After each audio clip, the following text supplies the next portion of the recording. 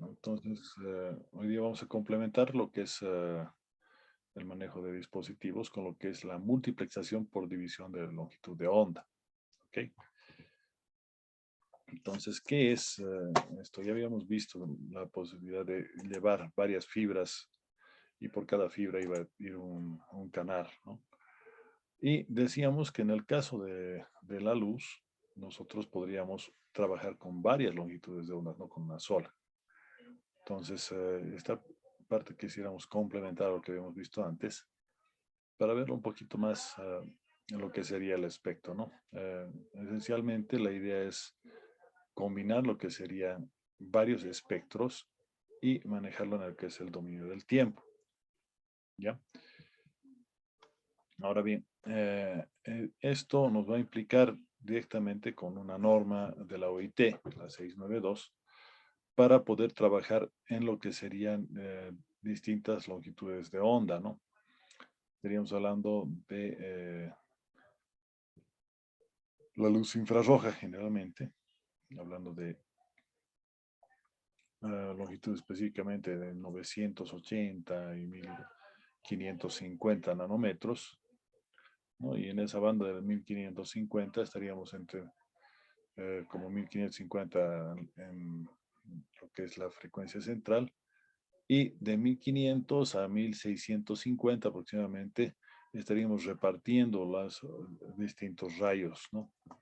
De tal manera que nosotros podríamos en cada uno de esos rangos trabajar directamente con una longitud de onda, ¿no? Lo que sería el espectro alto, por ejemplo, de la tercera ventana, o también denominado en alguna otra bibliografía como cuarta ventana, ¿sí? Ahora bien, ¿esto qué implica? Que vamos a poder multiplexar y demultiplexar con cada longitud de onda, ¿no? Entonces, hay varias formas de trabajar en ello.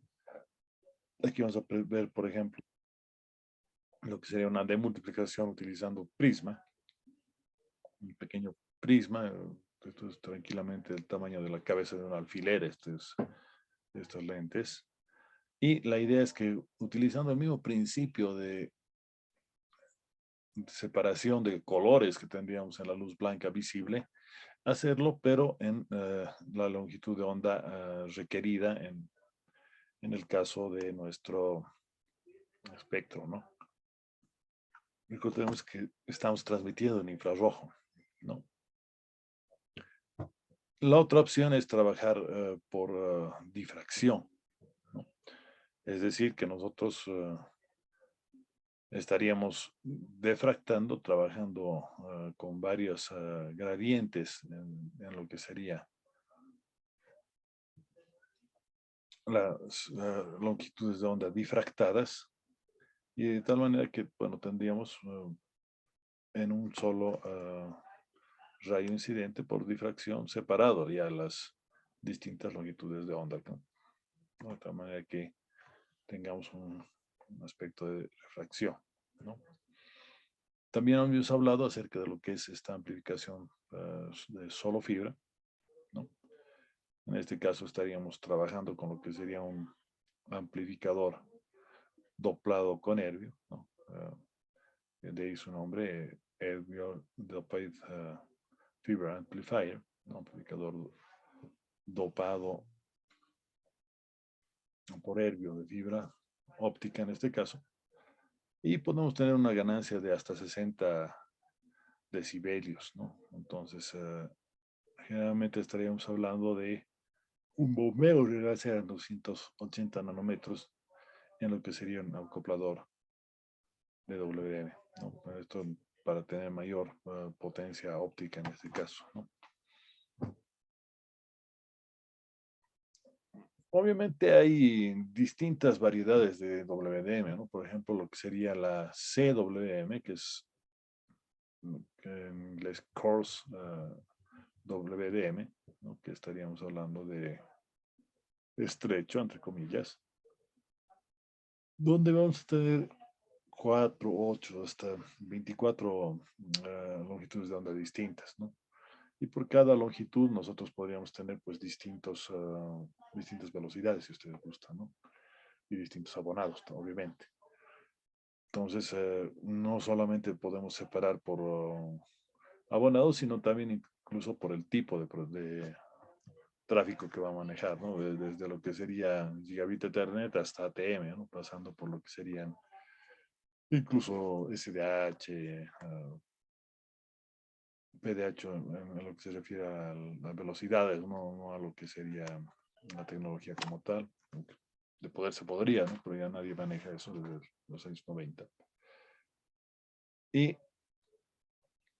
tendríamos la idea de regenerar también, ¿no? Aprovechando que ya es tal, lo cual nos va a permitir trabajar con distintas multiplexaciones, ¿no? Por ejemplo, 4 o 4 más 1, 8, 8 más 1, etcétera, ¿no? Ese más 1 significa uno que tendríamos en reserva para el momento de que cualquiera de nuestras conexiones fallara, le estaríamos aumentando, ¿no?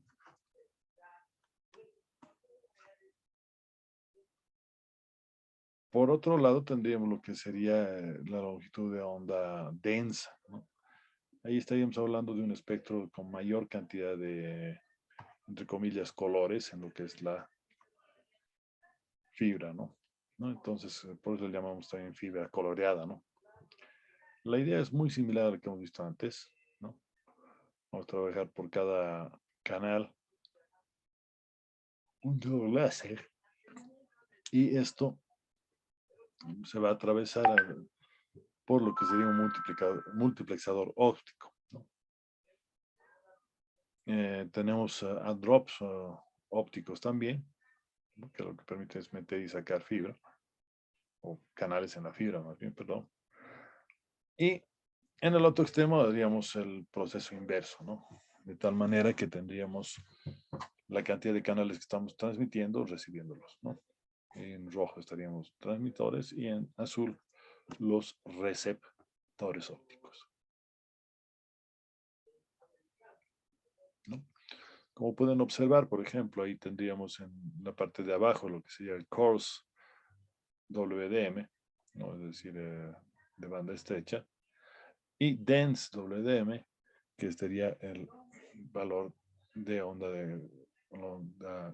lens, ¿no? Entonces ahí tendríamos, como pueden ver, mayor cantidad de canales en lo que es un mismo espectro. Por otro lado, estaríamos en lo que sería una comparación, ¿no? De lo que sería el acceso metropolitano o local en CWDM y lo que sería DWDM, tanto metropolitano como para largo alcance, ¿no?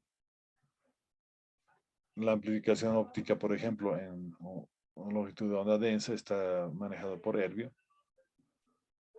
mientras que la capacidad de la fibra va creciendo cada vez con mayor cantidad de abonados y por lo tanto mayor cantidad de velocidad que se requiere, ¿no?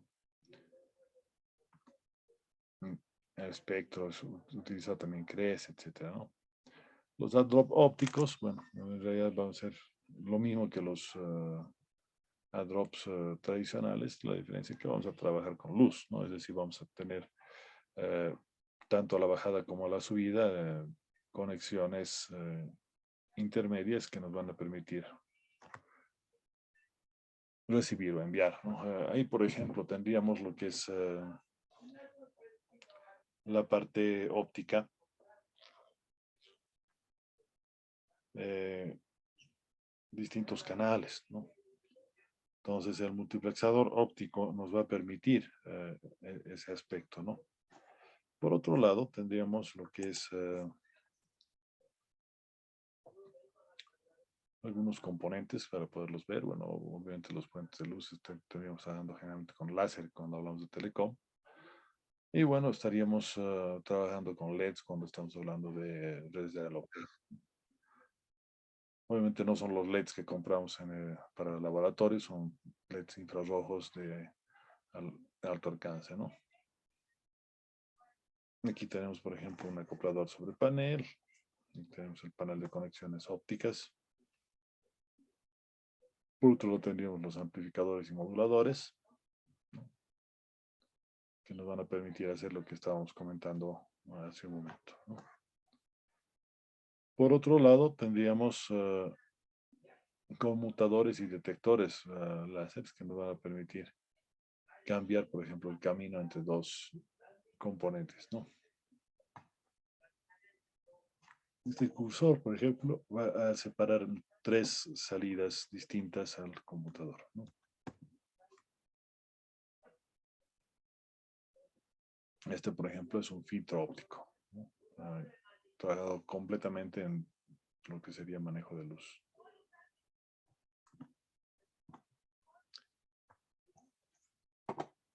A ver.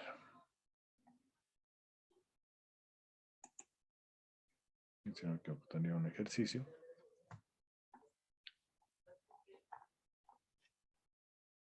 En este ejercicio tendríamos, por ejemplo, lo que sería add drops, ¿no? Es decir, que donde vamos a poder transmitir y recibir. Esos como vestiditos rojos serían regeneradores que nos van a permitir, como su nombre lo indica, regenerar la señal y nos van a permitir emular esto, por ejemplo, utilizando lo que es el packet trace. Por lo cual la diferencia entre regeneración y amplificación.